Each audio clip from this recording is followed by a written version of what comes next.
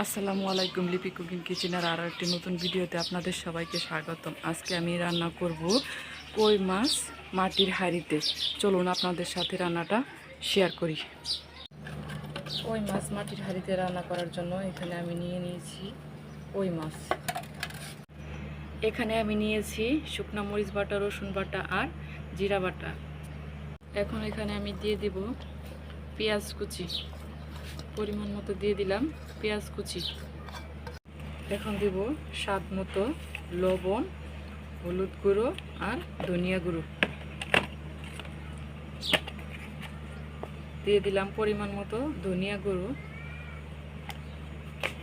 দিয়ে দিলাম হলুদ গুঁড়ো। এখন আমি দিয়ে দিব সরিষার তেল। সরিষার তেল দিয়ে কই মাছটাকে আমি সুন্দর করে মেখে নেব। এখন আমি কই মাছটা সুন্দর করে মেখে নিচ্ছি।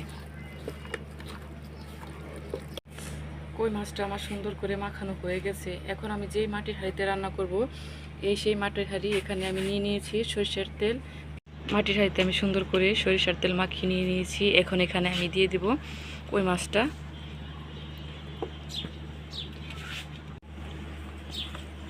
কই মাছটা আমার দেওয়া হয়ে গেছে। এখন আমি ঢাকনা দিয়ে ঢেকে দেব। এখানে কিন্তু আমি কোনো পানি ব্যবহার করিনি। এখন আমি ঢাকনা দিয়ে ঢেকে রান্না করে নেব। এখন আমি মাটির হাঁড়িটা বসিয়ে দিলাম রান্না করার জন্য। মাটির হাঁড়িতে কই মাছ ভাপাটা রান্নাটা আমার হয়ে গেছে। এখন আমি নামিয়ে নেব। নামিয়ে আপনাদের দেখিয়ে দিচ্ছি কীরকম হয়েছে। দেখুন কত সুন্দর হয়ে গেছে আমাদের মাটির হাঁড়িতে কই মাছ রান্নাটা। আপনারা বাসায় অবশ্যই এইভাবে বানিয়ে খাবেন, ভালো লাগবে। ধন্যবাদ সবাইকে আমাদের এই সুন্দর ভিডিওটা দেখার জন্য। আর আমার চ্যানেলটাকে সাবস্ক্রাইব করবেন, লাইক করবেন, শেয়ার করবেন।